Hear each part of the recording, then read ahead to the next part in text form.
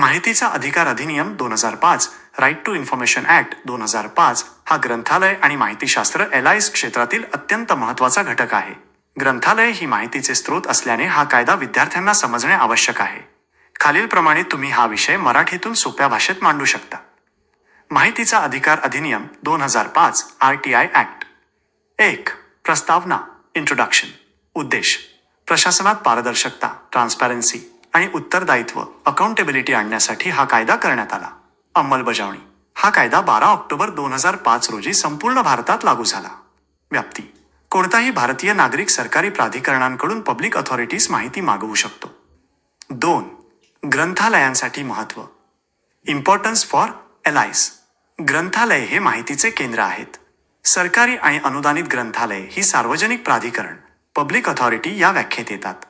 ग्रंथपालांना माहिती कशी शोधायची, ती कशी वर्गीकृत करायची आणि वापरकर्त्याला ती कशी उपलब्ध करून द्यायची याचे ज्ञान असणे आवश्यक आहे. 3. कायद्यातील महत्त्वाच्या व्याख्या. की डेफिनिशन्स.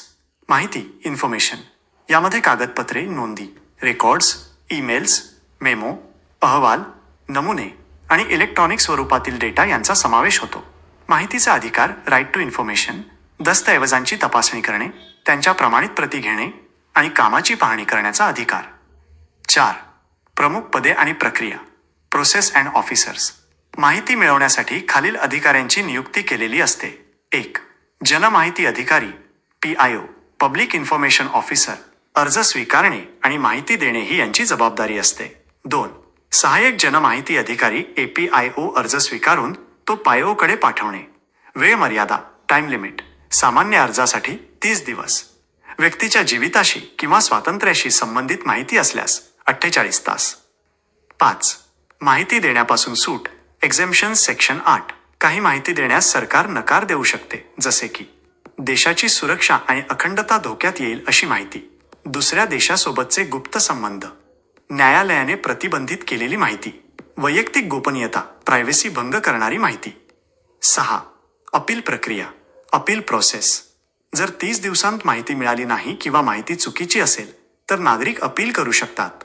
पहिले अपील 30 दिवसांच्या आत वरिष्ठ अधिकाऱ्याकडे, दुसरे अपील 90 दिवसांच्या आत राज्य किंवा केंद्रीय माहिती आयोगाकडे. 7. ग्रंथालयातील अंमलबजावणी प्रॅक्टिकल ॲप्लिकेशन. कलम 4 सेक्शन 4.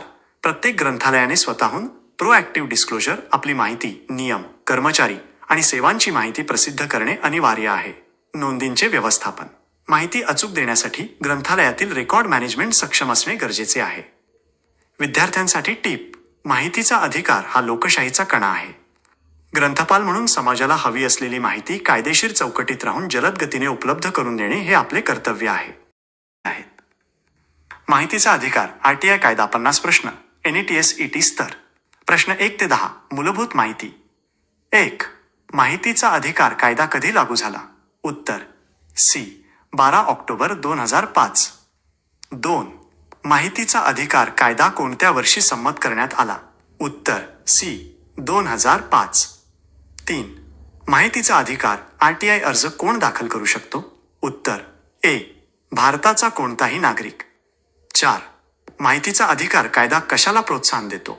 उत्तर B. पारदर्शकता ट्रान्सपॅरन्सी. 5. माहितीच्या विनंतीला प्रतिसाद देण्यासाठी कमाल कालावधी किती असतो? उत्तर B. 30 दिवस. 6. माहितीचा अधिकार अर्जासाठी शुल्क किती आहे? सामान्य प्रवर्ग. उत्तर B. 10 रुपये. 7. माहितीचा अधिकार अर्ज कोणाकडे सादर केला जातो? उत्तर B. जनमाहिती अधिकारी PIO. 8. PIOचे पूर्ण रूप काय आहे? उत्तर A. पब्लिक इन्फॉर्मेशन ऑफिसर जनमाहिती अधिकारी. 9. जर माहिती जीवन आणि स्वातंत्र्य लाईफ आणि लिबर्टी याशी संबंधित असेल तर ती किती तासांच्या आत दिली पाहिजे? उत्तर C. 48 तास. 10. माहितीचा अधिकार कायदा कोणाला लागू होतो? उत्तर B. सरकारी संस्था, निकाय, गव्हर्नमेंट बॉडीज. प्रश्न 11 ते 20. कलमे आणि अपील प्रक्रिया. 11. कलम 3 कशाशी संबंधित आहे? उत्तर B. माहितीचा अधिकार राईट टू इन्फॉर्मेशन. 12. कलम 6 कशाशी संबंधित आहे?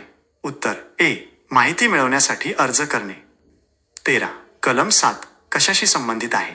उत्तर B. प्रतिसाद देण्याची वेळ रेस्पॉन्स टाईम. 14. कलम 8 कशाशी संबंधित आहे? उत्तर बी. माहिती देण्याबाबतचे अपवाद. एक्झेम्पशन्स. 15. कलम 19 कशाशी संबंधित आहे? उत्तर बी. अपील. अपील. 16. पहिले अपील कोणाकडे केले जाते? उत्तर सी. अपीलीय प्राधिकारी, ॲपेलेट अथॉरिटी. 17. दुसरे अपील कोणाकडे केले जाते? उत्तर बी. माहिती आयोग, इन्फॉर्मेशन कमिशन. 18. केंद्रातील माहिती अधिकाराची अपीले कोण हाताळते? उत्तर बी. केंद्रीय माहिती आयोग, CIC. 19. राज्यातील माहिती अधिकाराची अपीले कोण हाताळते?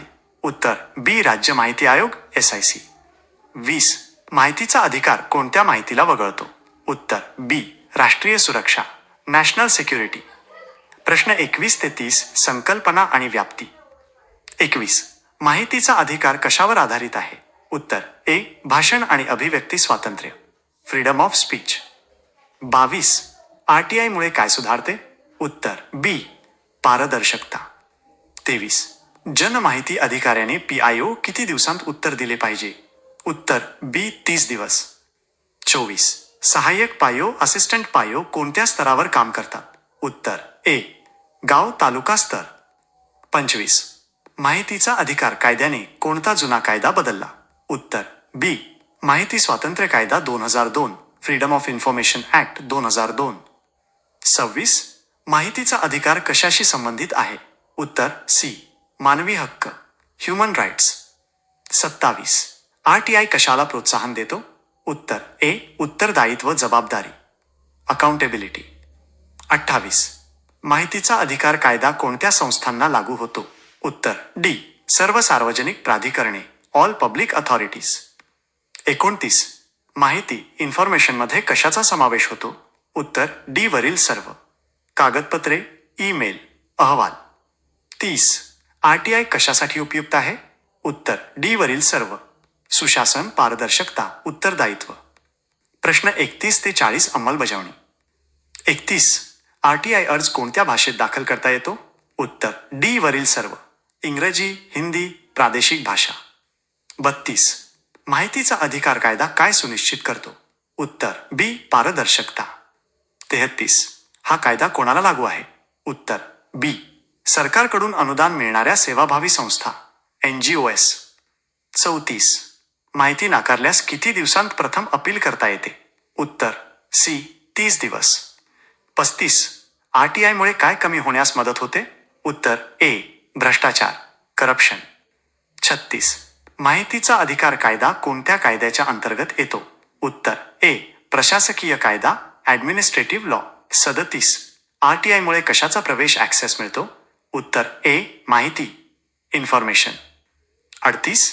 माहितीचा अधिकार कोणासाठी महत्त्वाचा आहे? उत्तर सी. नागरिक आणि सरकार दोघेही. 39. माहितीचा अधिकार कायद्याची अंमलबजावणी कोणाद्वारे केली जाते? उत्तर बी. कार्यकारी मंडळ, एक्झिक्युटिव्ह. 40. RTI हे कशाचे प्रभावी साधन आहे? उत्तर बी. पारदर्शकता. प्रश्न 41 ते 50. प्रगत आणि कायदेशीर बाबी. 41. जनमाहिती अधिकाऱ्यावर PIO कमाल दंड किती लावला जाऊ शकतो? उत्तर बी. 25,000 रुपये. 42. विलंब झाल्यास प्रतिदिवस किती दंड आकारला जातो? उत्तर सी. 250 रुपये. 43. माहितीचा अधिकार कायदा कोणत्या कायद्यावर वरचढ, ओव्हरराईड ठरतो? उत्तर बी. अधिकृत गुपिते कायदा, ऑफिशियल सिक्रेट्स ॲक्ट अंशतः. 44. कोणत्या कलमांतर्गत RTI विनंती फेटाळली जाऊ शकते? उत्तर सी. कलम 8. 45. तृतीय पक्ष माहिती, थर्ड पार्टी इन्फॉर्मेशन कोणत्या कलमात समाविष्ट आहे? उत्तर बी. कलम 11. 46. स्वतःहून माहिती उघड करणे, सुओ मोटो डिस्क्लोजर कोणत्या कलमांतर्गत येते? उत्तर ए. कलम 4. 47. RTI संविधानाच्या कोणत्या कलमाशी जोडलेला आहे? उत्तर ए. कलम 19. 1 ए. 48. माहितीचा अधिकार कायदा कोठे लागू होतो? उत्तर ए. संपूर्ण भारतभर. 49. माहिती आयोगाचा कार्यकाळ किती असतो? उत्तर बी. 5 वर्षे किंवा वयाची 65 वर्षे. 50. माहितीचा अधिकार हा कोणता अधिकार आहे? उत्तर डी. वरील सर्व. कायदेशीर, मानवी आणि अप्रत्यक्षपणे मूलभूत अधिकार.